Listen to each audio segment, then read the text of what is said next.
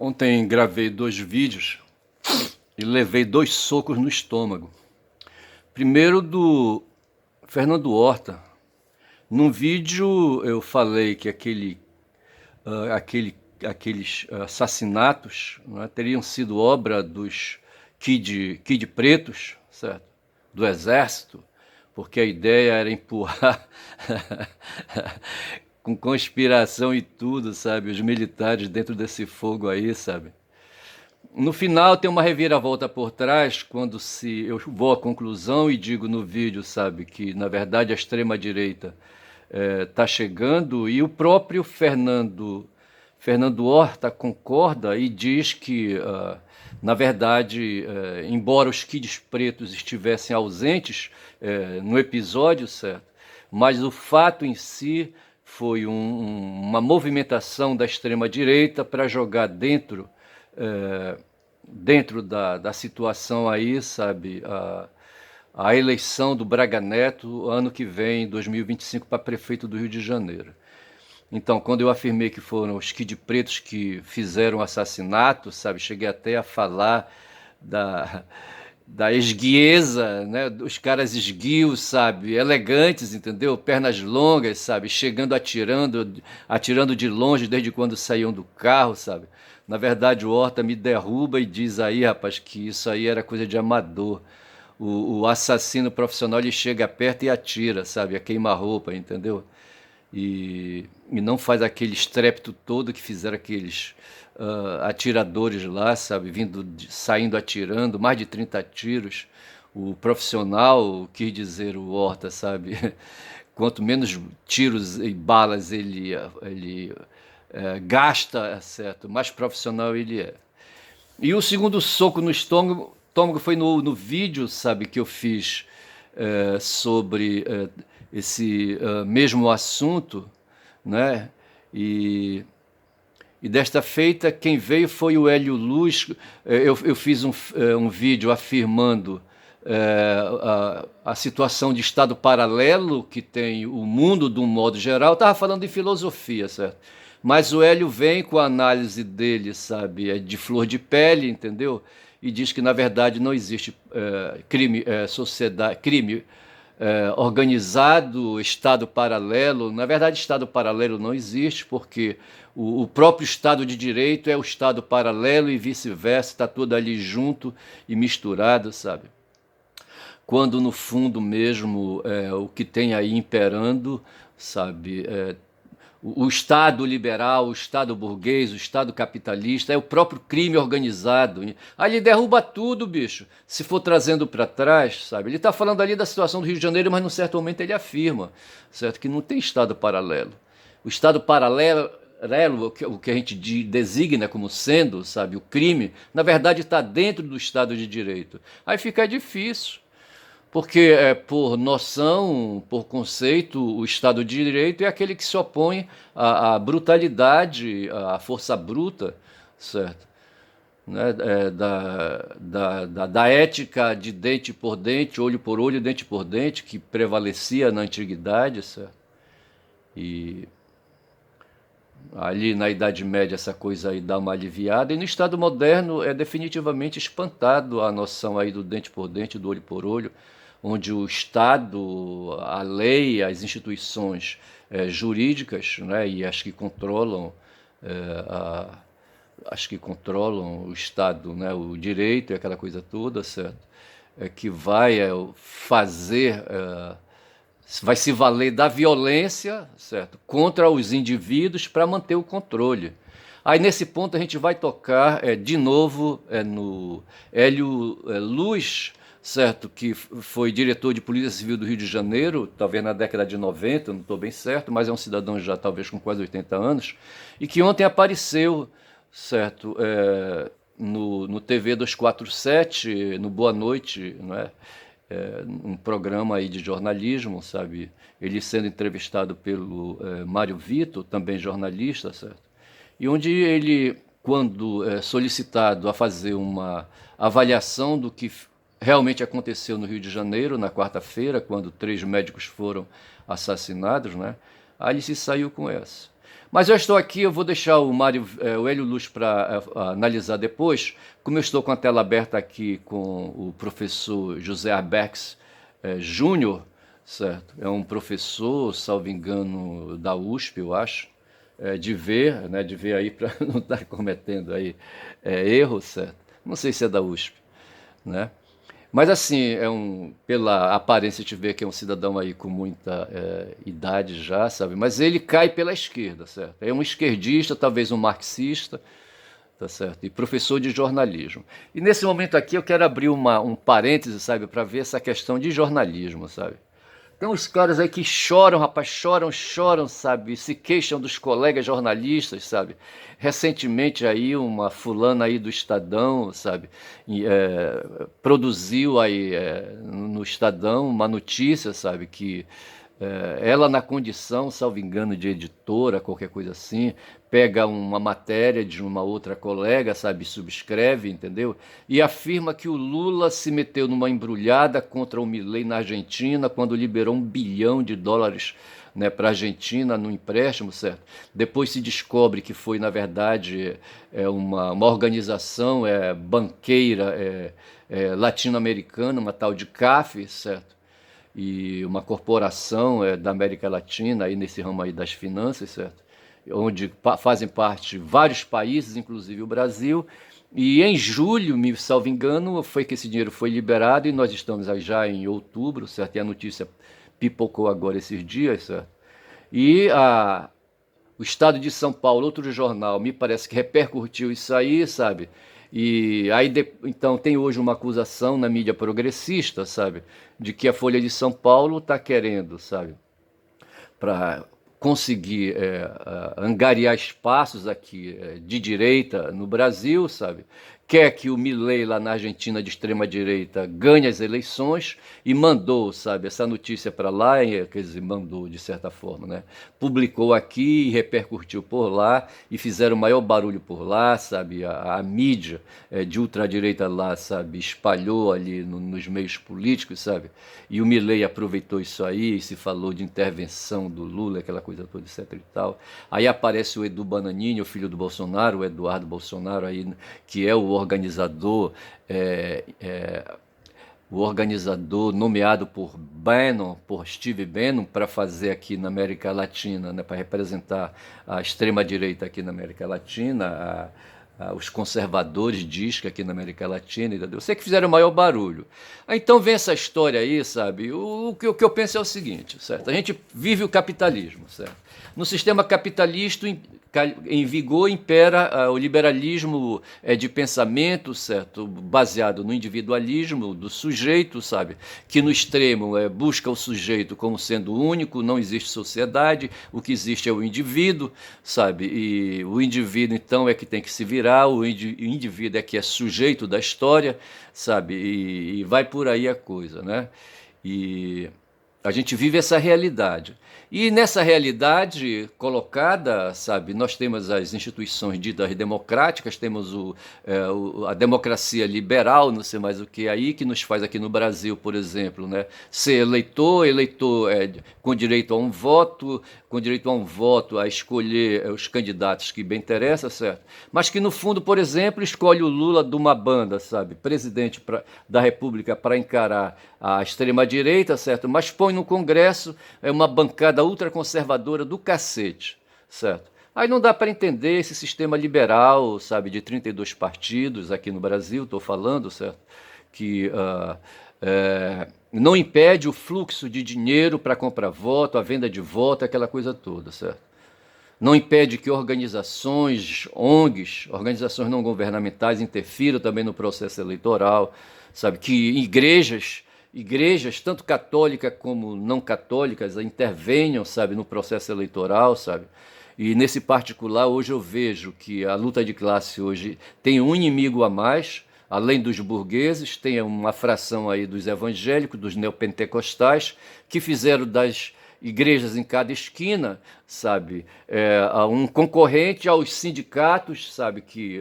Organizações dos trabalhadores, tá certo? E essas igrejas de cada esquina aí, colocadas a cada esquina, fazem uma luta constante diária contra os sindicatos, contra a ideia de proletário, sabe? Contra a ideia de luta de classe, sabe? E pregam aí a tal teologia da prosperidade, sabe, é centrada no indivíduo, sabe. Aí os coletivos, as entidades coletivas de luta, que são os sindicatos, sabe, ficam enfraquecidos. Os pastores aí, sabe, um bando de analfabetos aí, sabe, que se prevalecem, sabe, da esperteza, né, para fundar essas igrejas aí de cada esquina, entendeu? Vão proliferando. Vimos agora uma eleição que houve para os conselhos tutelares, uma movimentação muito grande da igreja do Edir Macedo, a Igreja Universal, sabe, ganhando a maioria dos cargos de conselheiro no Brasil inteiro, entendeu? Enfim, nós temos essa situação aí colocada, né? E eu penso então, me perdi um pouco, mas querendo voltar, sabe? Falando aqui do Zé Arbex, então, vamos pegar aqui o Zé Arbex. Sim, eu falava do jornalismo, certo? O jornalismo, certo? Esses jornalistas, de um modo geral, ignoram isso, sabe? Querem que o jornalista, que é uma pessoa que é um proletário, é um trabalhador, certo? Não faça o que o patrão quer que ele faça, o dono do jornal. Aqui em Belém do Pará, por exemplo, tem um jornal chamado O Liberal. Esse jornal é do século XIX, atualmente ele é propriedade de um grupo aí de paraenses aí bem-sucedidos, sabe? Eu acho que não tanto pelo jornal, mas pelas organizações que eles criaram, com base inclusive em TV, sabe? E essa coisa toda aí, sabe? É um grupo forte. E forte principalmente porque é um grupo de comunicação, tá certo? E nisso ganha relevo, né? O ser humano, por natureza, certo? É um ser da comunicação, correto? O Zé Arbex vai falar no momento a gente vive, segundo um relatório da OTAN, né, uma guerra cognitiva, sabe? Que ele se traduz aí para muitos aí como sendo uma guerra híbrida, né? Onde você tem meios de guerra, aqueles meios de guerra convencionais, certo? E tem os meios de guerra por onde passa a guerra cognitiva, a guerra da comunicação, tá certo? E essas igrejas evangélicas, então, retomando, certo, elas fazem aí, sabe, de boca a boca, na oralidade, sabe, e usando meios também eletrônicos, usando o celular, inclusive, grupos aí, sabe, de plataformas de relações sociais, sabe, fazem comunicação e fazem aí, sabe, sustentar, né, e espalhar, né, esse mundo aí, né, que eu quero chamar de paralelo, sabe, mas que o Hélio Luz diz que não existe, tá certo? Porque está integrado, está dentro do próprio Estado de Direito, tá certo? Mas o fato é que tem essas forças aí, sabe, lutando aí, sabe, então, retomando aqui agora, centrando a coisa no Zé Arbex, certo? E eu falava do jornalismo, retomando de novo, só para fechar a discussão, né? Então não tem, sabe, a ingenuidade dessas pessoas, de jornalistas que entendem que o jornalismo é uma ciência pura, é uma arte, eu não sei como é que eles diriam isso, sabe? Ciência, eu não sei se é ciência, certo? Talvez seja mais uma arte, sabe? Uma atividade aí, sabe?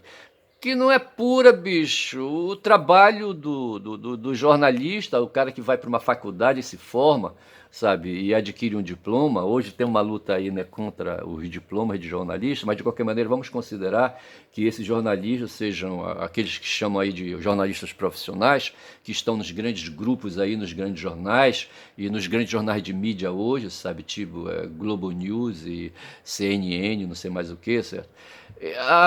Esses caras ficam doentes porque ali aparece uma tal de Marilis não sei das quantas, entendeu? Que faz essa matéria aí contra o Lula, sabe? E censuram a mulher e não sei mais o que. Bicho, não tem isso. Essas pessoas estão comprometidas com a voz, sabe? Com o pensamento. Estão alugadas. Estão alugadas para os donos dessas empresas aí, que são capitalistas. Eu falava do grupo liberal aqui, certo? Veja o nome do jornal, O Liberal. Já está dito qual é a tendência, é um jornal de tendência.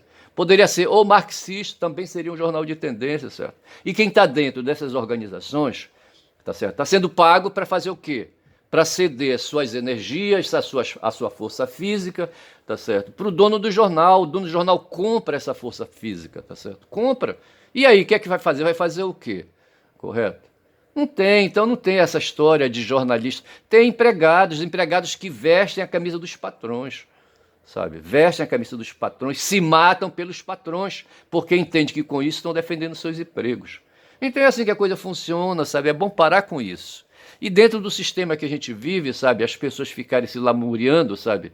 Também é, como diz aqui o Zé Arbeck, chorando das pitangas, entendeu? Se um dia eu tiver que escrever alguma coisa aí, um título de livro muito bem, seria Chorando Pitangas, certo? Talvez até esse vídeo aqui, sabe, eu coloque o título dele de Chorando Pitangas, certo? Não sei o que diabo é isso, pitangas talvez seja uma fruta, não sei se chorar pitangas é certo? Colocar pelos olhos na metáfora, certo? Né? Essas frutas aí, que eu acho que é um ato de sofrimento, tá certo? Mas o fato é que jornalista, bicho, é um proletário qualquer, sabe? Que vende a sua força do trabalho e pode vender também a sua moral, sabe? A sua alma, entendeu? Como os evangélicos vendem para o pastor, para suas crenças, não é? A sua alma, sabe? E faz essa guerra insana, sabe? Aí em favor de Damares, em favor da Michele Bolsonaro, em favor dos grandes pastores evangélicos aí, sabe? De Macedo, sabe? Silas Malafaia, sei lá, e outros aí tantos, entendeu? J. Soares, sei lá o quê. Então isso quanto aos jornalistas, certo? E também, sabe, quanto a nós mesmos na luta, sabe, de entender que nós estamos aí no plano desfavorável, tá certo? Porque nós não temos o dinheiro, somos proletários e o proletário por nomeação são aqueles que só têm, sabe? O que lhe sobra, sabe, é a prole, são os filhos, cacete. Isso foi Marx que disse. Se não disse, alguém me disse que ele disse, certo? Então é assim, não adianta ficar, o sistema é desfavorável. O Hélio Luz vai falar, por exemplo, na análise dele, sabe, que nós vivemos numa situação de Casagrande e Senzala, que aquele crime lá, sabe, que aconteceu, sabe, no Rio de Janeiro, era para acontecer, sabe. Infelizmente, para as circunstâncias, para a fatalidade, né, havia o irmão da deputada Sâmia no meio, mas ele não devia estar ali, ele estava no lugar errado, sabe? Porque aquilo ali foi um ato de violência que é rotina, segundo o Hélio Luz, no Rio de Janeiro, sabe? Ele diz que a milícia, ele deixa isso bem claro, certo? No Rio de Janeiro, na sociedade brasileira, sabe? As forças de segurança, aí ele faz um dado, ele mergulha a gente lá em 1808, o Hélio Luz, certo? E já estou aqui falando do Hélio Luz, esquecendo do Arbex, certo? Mas o Hélio Luz diz que essa necessidade de controlar, sabe, os inimigos da corte, ele estava chegando no Brasil, sabe, em 1808, e precisava de uma força para controlar os inimigos da corte. Né? Os inimigos da corte eram os escravos, certo? Que perambulavam por aí, que estavam a serviço daqueles 15 mil que constituíam a corte, certo? E precisavam de ser controlados. A milícia hoje é controlada, é um mecanismo de controle junto com as forças de segurança do próprio Estado, certo? Tipo a polícia militar, eu estou falando da milícia, tá certo? Eles se integram, milícias e policiais militares e polícia civil e bombeiros e o baixo coturno do exército, certo? Para fazer controle social, bicho. Lembra aquele músico, rapaz, que foi assassinado com sei lá quantos tiros deram no carro do cara, entendeu? E terminaram acertando aquele músico. Aqueles fudidos policiais ali, sabe, liderados por um tenente, sabe? Estavam fazendo controle social, na opinião do Hélio Luz. Então aquele assassinato ali, sabe, era uma matança que é rotina no Rio de Janeiro, sabe, milicianos chegarem e matarem miliciano. Antes daquele assassinato, um miliciano foi assassinado, certo? E ali viram um miliciano na mesa, certo? À mesa, e vieram e mataram, e ali estava o irmão da Sâmia, porra. Mas segundo o Hélio, sabe, não é crime político, sabe? Não foi crime político, o irmão da Sâmia estava ali no lugar errado e na hora errada, sabe? Mais ou menos isso, essa história de hora errada e lugar errado, quem está dizendo sou eu aqui, certo? Mas ele vai por aí, mas aí a abordagem dele, o Arbex vai ficar então para depois, viu, Arbex? Vou continuar falando aqui do Hélio Luz, que a coisa está mais avançada no sentido do Hélio Luz. Ele fala de Casa Grande e Senzala, sabe? E, sabe, a corte, né, do tempo de Dom João era constituída pelos representantes, pelos donos da Casa Grande, entendeu? Os que frequentavam a corte eram proprietários de terra, sabe? Eles, seus familiares, seus parentes, seus agregados, os que vieram de Portugal estavam ali por perto, entendeu? E houve necessidade, de Dom João criou uma força militar, tá certo? Talvez aí esteja a origem, né, da polícia militar, entendeu? Para fazer, né, o controle, segurar essa turma aí, a ameaça, a violência, sabe, que o escravagismo, sabe, os escravos poderiam constituir a vida, né, daqueles que estavam chegando no país, certo? Entendeu? Na colônia, entendeu? Então é isso, eu acho que a gente, sabe, avança por aí. O Hélio Luz, então, me dá um soco no estômago, né? Diz que não tem crime organizado, sabe, que não tem Estado paralelo, que o Estado paralelo é o próprio Estado, certo?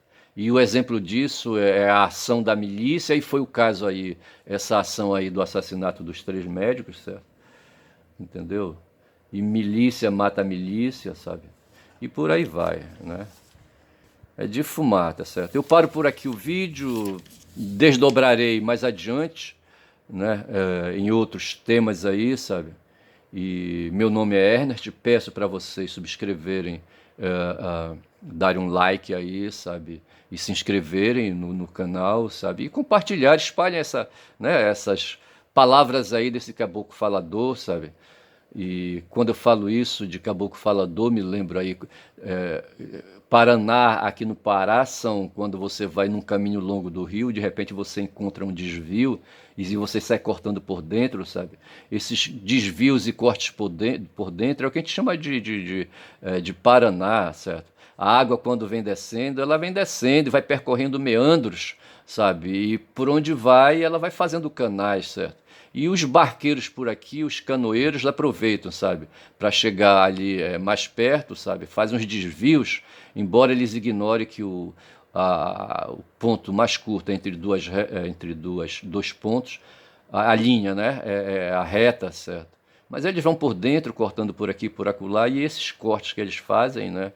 São chamados de paranás, né? Esses desvios de rios aqui na região, certo?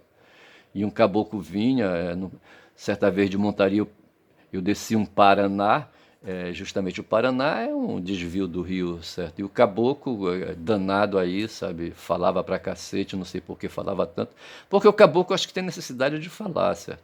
Deve ser um ser deprimido, sabe? E assim, né? E, enfim, tem essa ânsia, sabe, de querer, né, colocar pra fora, sabe, o que tá por dentro, entendeu? E assim é o caboclo falador, sabe? E quando, né, todo mundo que fala muito da bom dia cavalo, já diziam os nordestinos, né, os filósofos nordestinos, e o mestre, o pai de Ernest falava essas coisas, tá certo? E aqui estou eu. O Krenak, aliás, me disseram, né, que ele foi para a Academia Brasileira de Letras porque escreveu livros, porque ele tinha ânsia, sabe, de escrever e escrever, sabe, e falar e falar, e falava e escrevia, e terminou aí, sabe, sendo agraciado, né, pela elite intelectual do país, sabe, com uma vaga uma cadeira, né, na Academia Brasileira de Letras, tá certo? Vai sentar ao lado do Merval Pereira, um jornalista aí, sabe, que só tem um livro sem conteúdo, um livro de matérias que ele publicou, qualquer coisa assim, entendeu? Enfim, um material de baixa categoria. Mas assim, fica falado isso, tá certo? Meu nome é Ernest e vamos em frente.